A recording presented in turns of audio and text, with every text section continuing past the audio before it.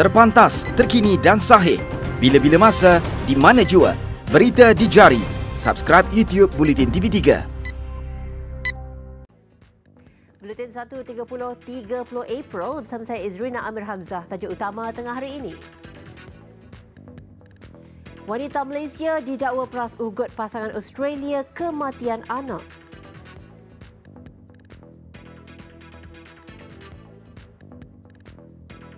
Juga pegawai khas bekas menteri bergelar Datuk direman 3 hari.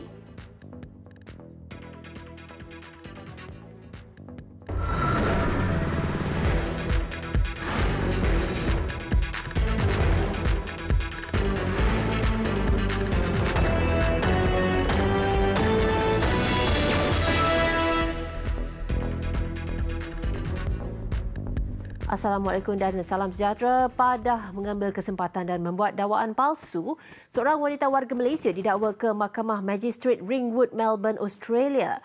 Memburukkan lagi keadaan, suspek memeras ugut pasangan yang sedang melalui keperitan hidup. Siti Nurhidayah Kamal, 24 tahun, melakukan perbuatan itu terhadap pasangan J dan D Windross yang mengiklankan kehilangan telefon mereka di media sosial. Mereka meminta sesiapa yang menjumpainya untuk memulangkan semula kerana ia mengandungi foto-foto bayi mereka, Amiyah 11 bulan, yang ketika itu sedang nazak akibat masalah saraf sejak lahir. Siti Nurhidayah, seorang penghantar makanan perkhidmatan, kemudian menghubungi pasangan itu melalui WhatsApp mendakwa dia terjumpa telefon bimbit tersebut. Namun menurutnya, jika pasangan itu mahu telefon bimbit mereka semula, mereka perlu memasukkan wang sejumlah $1,000 Australia ke dalam akaun banknya terdahulu. Bagaimanapun, pasangan berkenaan dapat tahu ia satu penipuan. Lebih menyedihkan, Amiyah kemudian meninggal dunia di Hospital Kanak-Kanak Monash sehingga kini telefon bimbit terbabit masih gagal dikesan. Semalam, mahkamah tidak membenarkan Siti Nurhidayah diikat jamin. Siti Nurhidayah dan suaminya dipercayai tinggal di Australia sejak 4 bulan lalu, manakala 2 anak mereka ditinggalkan di Malaysia.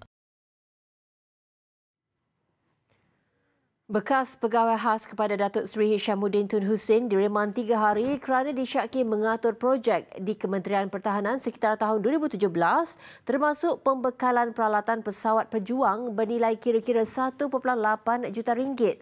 Berita reman bermula hari ini hingga 2 Mei itu dikeluarkan Magistrate Irza Zulaika Rohanuddin selepas membenarkan permohonan Suruhanjaya Pencegahan Rasuah Malaysia SPRM.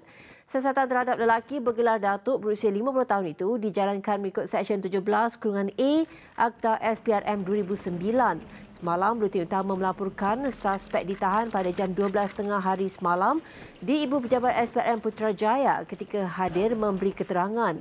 Siasatan awam mendapati suspek dikatakan menerima wang rasuah daripada beberapa syarikat kontraktor sebagai balasan mendapatkan projek pembekalan peralatan secara rundingan terus dengan sebuah kementerian. Ini termasuk pembekalan peralatan pesawat pejuang yang dianggarkan bernilai kira-kira 1.8 juta ringgit. Difahamkan, SPRM juga sedang mengesan beberapa lagi individu dan syarikat pembekal di seluruh negara yang disyaki ada kaitan dengan individu berkenaan.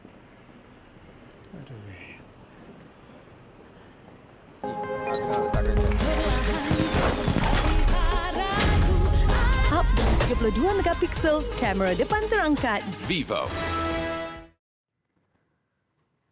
Seorang pemandu maut manakala 6 penumpang cedera selepas bas yang mereka naiki merempuh belakang sebuah lori. Kejadian berlaku di kilometer 231.5 Lebuh Raya Utara Selatan arah utara berhampiran Kuala Kangsar, Perak. Kira-kira jam 3 pagi tadi. Dalam satu kenyataan, Ketua Polis Daerah Kuala Kangsar ACP Razali Ibrahim berkata, pihaknya menerima maklumat mengenai kemalangan itu pada jam 4.05 pagi daripada orang awam. Siasatan awam dapati nahas dipercayai berlaku apabila lori berkenaan secara tiba-tiba mengubah haluan dari lorong kiri ke kanan bagi mengelak sebuah kenderaan yang berhenti di bahu jalan. Ia kemudian gagal dielak oleh bas yang dipandu laju itu lalu merempuh belakang lori berkenaan. Jurucakap Bomba Perak memaklumkan operasi mengeluarkan mangsa menggunakan pemotong hidrolik selesai jam 8 pagi tadi. Semua mangsa yang cedera menerima rawatan di Hospital Taiping.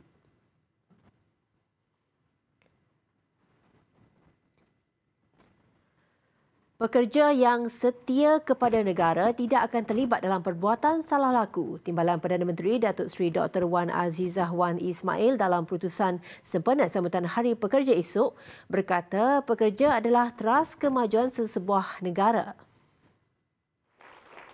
Datuk Seri Dr. Wan Azizah berkata pekerja yang beramanah adalah aspirasi negara. Tegas beliau dengan adanya pekerja yang beramanah, isu penyalahgunaan kuasa, rasuah dan penyelewengan dapat dielakkan. Beliau yang juga Menteri Pembangunan Wanita, Keluarga dan Masyarakat juga berkata kerajaan prihatin terhadap keluarga nuklear sekarang di mana kedua ibu bapa bekerja dan tidak ada saudara mara yang tinggal bersama untuk membantu menjaga anak-anak.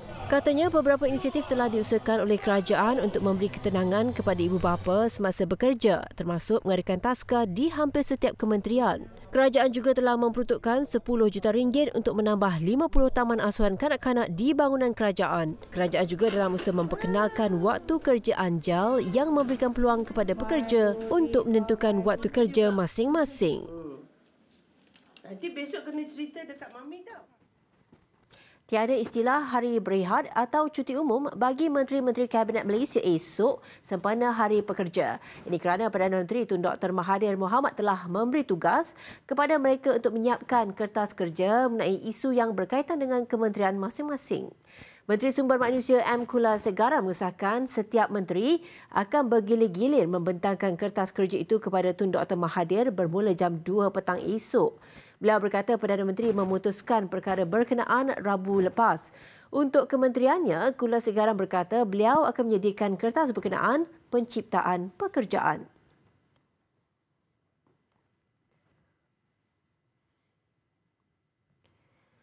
Buah Naga antara tarikan agro pelancongan baru di Sepang. Sempena kempen Melawat Sepang 2020, Tourism Selangor bakal mengadakan Pesta Buah Naga bagi menarik pelancong dari dalam dan luar negara berkunjung ke daerah itu. Wartawan Ashar Ahmad ada laporannya.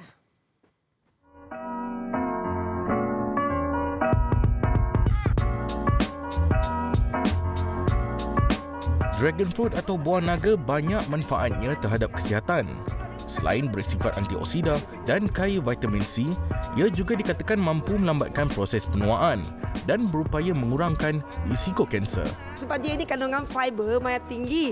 So wanita yang nak minta cantik lagi kan, you kalau makan ni, dia orang cakap boleh bagi kita kurus. Badan boleh kurus sikit. Lagipun doktor pun ada cakap orang yang sakit kalau sebab dia orang panas yang sakit yang buruk-buruk punya lah.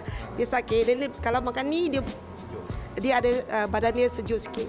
Lagipun dia ada buah merah berbasa, ada kebaikan untuk kita berjantung. Dari segi pengeluaran di ladang ini, katanya 3,300 pokok ditanam dengan hasil buah mencecah lebih 1.5 tan metrik setiap bulan.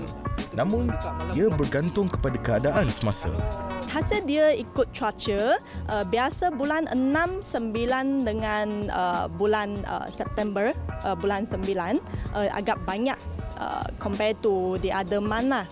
Okey, sebab dia cuaca dia okey sikit sebab buah naga dia keluar kalau terlalu banyak hujan dia pun susah nak jadi buah. And then kalau tak ada hujan dia pun susah nak jadi. Kalau panas sangat dia punya bunga dia tak senang buka. And then kalau hujan dia jadi bunga tapi dia senang jatuh sebab hujan. Menyedari potensinya untuk dipasarkan secara meluas, Majlis Perbandaran Sepang dengan kerjasama Tourism Selangor membantu pengusaha dalam mempromosi Sepang sebagai destinasi pengeluar buah naga.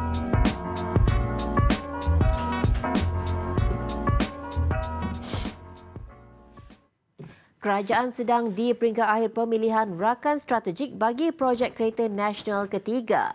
Menurut Menteri Pembangunan Usahawan Datuk Seri Muhammad Rezwan Mat Yusof, perkongsian itu yang bakal dimeterai tidak lama lagi akan diumumkan oleh Perdana Menteri Tun Dr. Mahathir Mohamad. Turut ditekankan beliau, projek kereta nasional ketiga itu akan dipacu sektor swasta tanpa dana kerajaan ataupun sebagai penjamin. Kementerian Pembangunan Usahawan jelas beliau hanya berperanan membantu projek itu memperoleh sokongan diperlukan agar direalisasikan. Setakat ini, 145 vendor tempatan menunjukkan minat terhadap projek itu yang akan membangunkan extended range vehicles. Projek ini juga, kata beliau, bukan untuk mengambil alih kedudukan Proton tetapi bertujuan mempertingkatkan lagi keupayaan warga tempatan.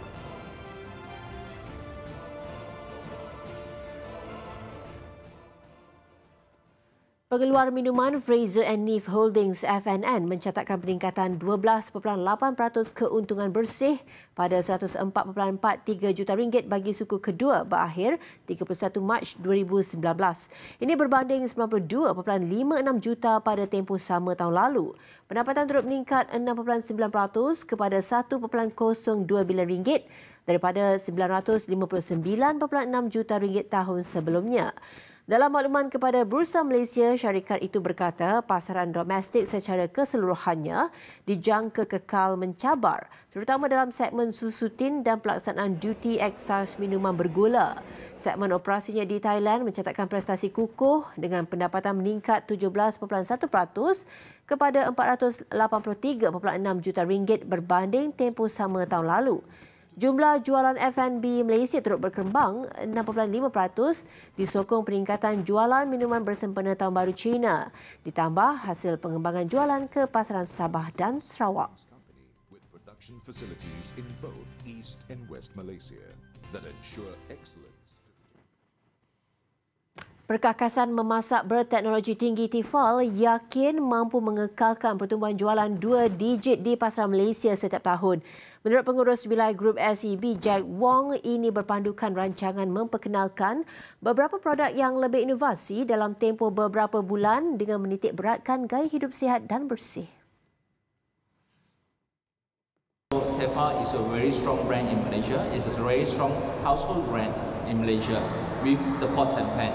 However, there is a lot of our technology right beside the home appliances. So this technology will enable to help you to have a better living, healthier living, and also to help you on the daily chores as well.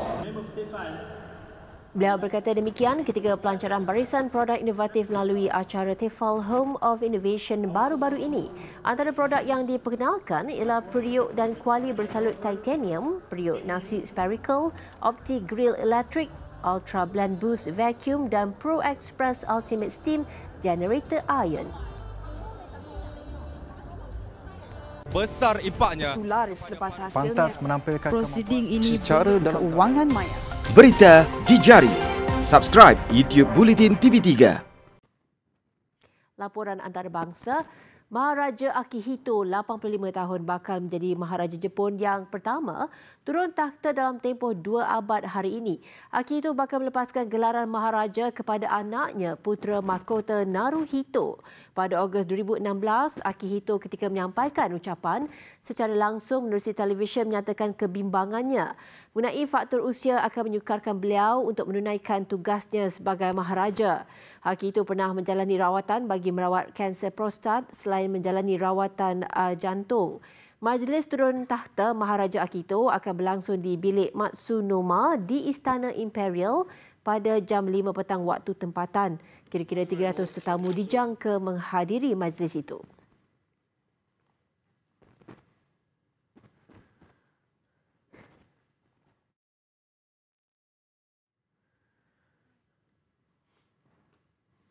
Dan untuk mengetahui perkembangannya, kita bersama Azlianti Ibrahim dari Meja Antarabangsa. Jadi, Yanti, boleh kongsikan apa agaknya perancangan Maharaja Akihito selepas ini?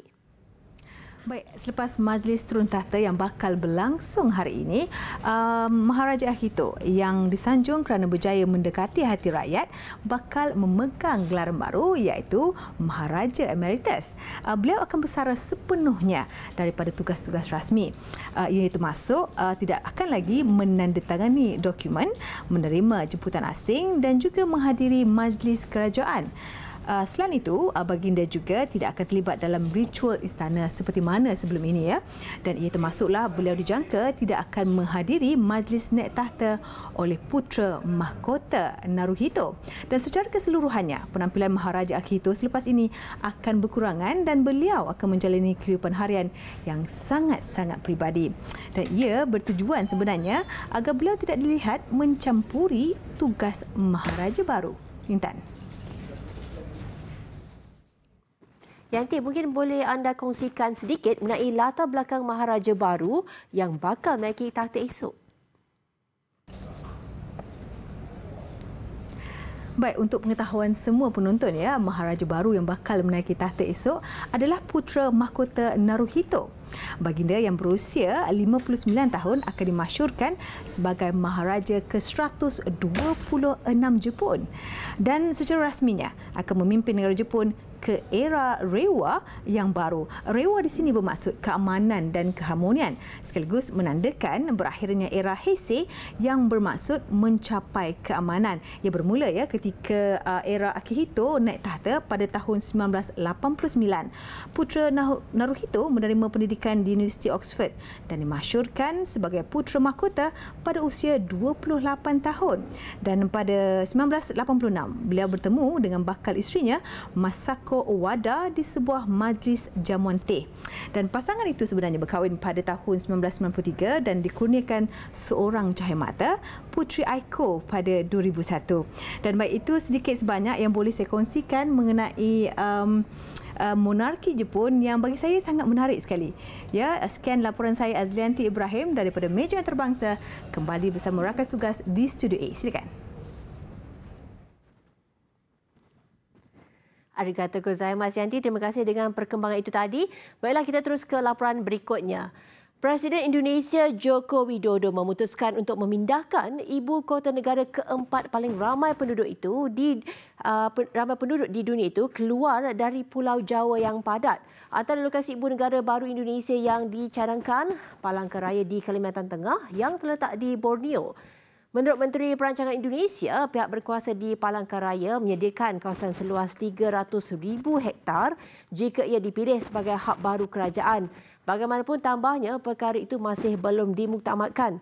Katanya Jokowi membuat keputusan itu selepas mengambil kira fakta hampir 60% daripada 260 juta rakyat Indonesia tinggal di Jawa dan aktiviti ekonomi bertumpu di kawasan itu. Keputusan Jokowi itu dibuat tidak sampai 2 minggu selepas Pusat Pungutan Suara Swasta melaporkan Jokowi memenangi pilihan raya Presiden 17 April lalu, walaupun keputusan rasmi cuma akan diketahui 22 Mei nanti. Jakarta mempunyai lebih 10 juta penduduk, namun bandar sekitarnya yang 3 kali ganda lebih ramai penduduk menambahkan lagi kesesakan teruk di bandaraya itu.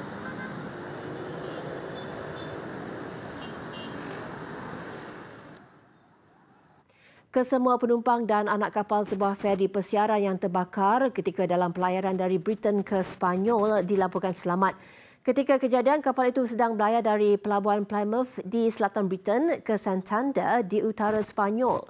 Kebakaran yang tercetus di satu daripada 2 bilik enjin feri itu dikesan pada jam 4 pagi ketika kapal itu berada di luar pantai barat laut Perancis.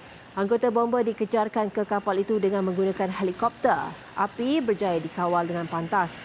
766 penumpang dan 142 anak kapal tidak mengalami sebarang kecederaan. Feri pesiaran MV Port Avon dikendalikan oleh syarikat Brittany Ferries berpangkalan di Perancis yang membawa pelancong dari Britain, Perancis, Spanyol, Amerika Syarikat, China dan Poland. Kapal itu dilencongkan ke Bandar Brest di Perancis dan punca kejadian sedang disiasat. Penumpang pula dipindahkan ke sebuah lagi kapal yang berlabuh di Roscoff sebelum berlayar pulang ke Plymouth.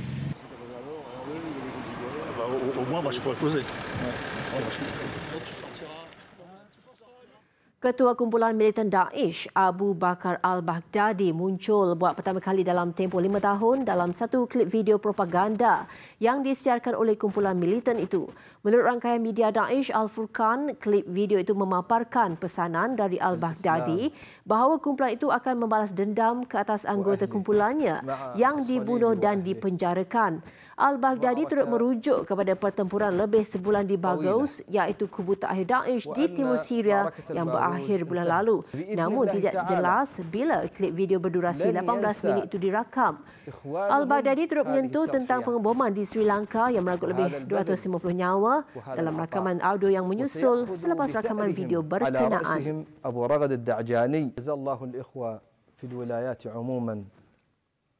Besar impaknya. Pantas menampilkan prosiding ini secara keuangan maya. Berita di jari. Subscribe YouTube Bulletin TV3.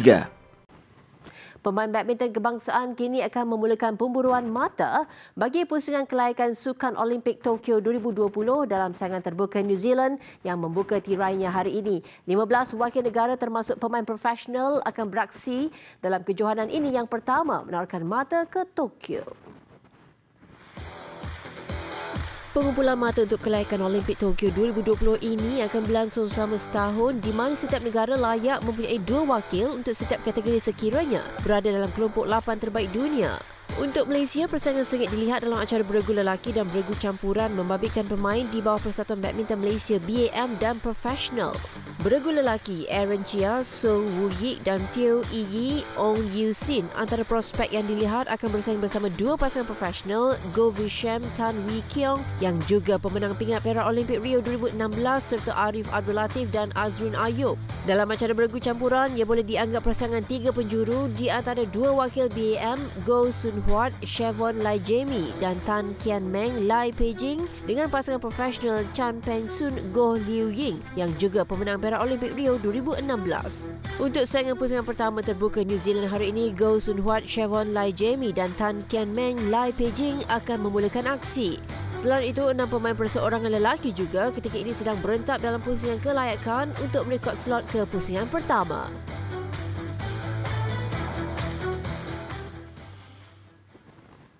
Paparan Buletin 1.30 berhenti di sini. Mengakhirinya, saksikan sambutan Hari Guru Sekolah Kebangsaan Sungai Serai Rawang yang mengetengahkan tema Masyarakat Pribumi Menghargai Guru. Saya Izrina Amir Hamzah, salam hormat dan Assalamualaikum. Bahawasanya kami, guru-guru dengan tak terhingga pengorbananmu hingga aku besar kan ku ingat selalu. Terima kasih padamu cikgu, jasamu akan ku kenang selalu. Tak pernah lelah tunjuk ajarku. Terima kasihku kepadamu cikgu. Terima kasih padamu cikgu, jasa